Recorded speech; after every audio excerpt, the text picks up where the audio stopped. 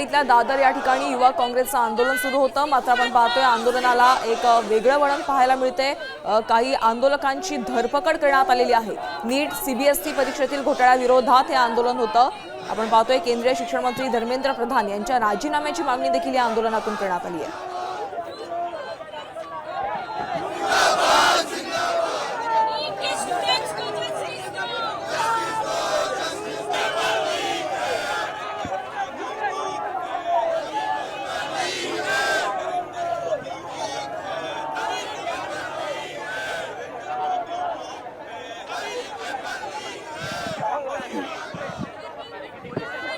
आपण बघतोय की कशा पद्धतीने या ठिकाणी आंदोलन जे आहे ते पेटलेलं होतं। सर्वच काँग्रेसचे कार्यकर्ते जे आहेत, युवक काँग्रेसचे कार्यकर्ते जे आहेत ते या ठिकाणी आक्रमक झालेले होते। केंद्रीय शिक्षण मंत्री धर्मेंद्र प्रधान यांनी राजीनामा द्यावा, कारण त्यांनी मुख्य जबाबदारी, त्यांची नैतिकता म्हणून त्यांनी जबाबदारी स्वीकारत त्यांनी राजीनामा द्यावा, ही प्रामुख्याने मागणी जी आहे ती या ठिकाणी काँग्रेस कार्यकर्त्यांनी केलेली होती। आणि त्यानंतर मोठ्या प्रमाणात या ठिकाणी हे ज्या आंदोलन आहे आपण या ठिकाणी चिघळलेलं पाहायला आपल्याला मिळतं की कशा पद्धतीने पोलीस आणि महिला कार्यकर्ते जे आहेत यांच्यामध्ये देखील झटापट होताना आपल्याला या ठिकाणी पाहायला मिळतं। कशा पद्धतीने हे आंदोलन जे आहे ते या ठिकाणी पेटलेलं आपण आता पाहतोय।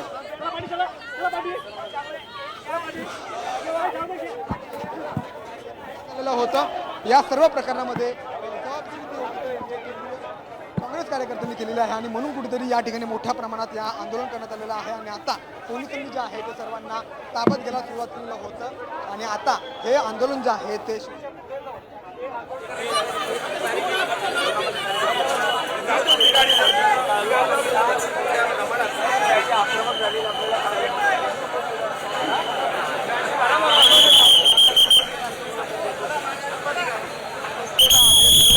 आंदोलनकर्ते जे आहेत जबाबदारी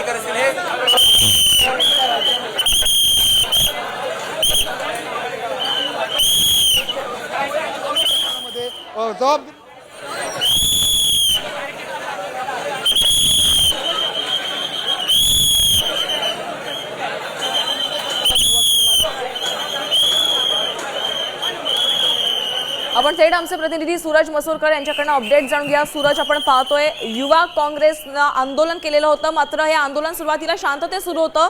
असं नेमकं काय घडलं की पोलिसांना या आंदोलनकर्त्यांची धरपकड करावी लागली आहे?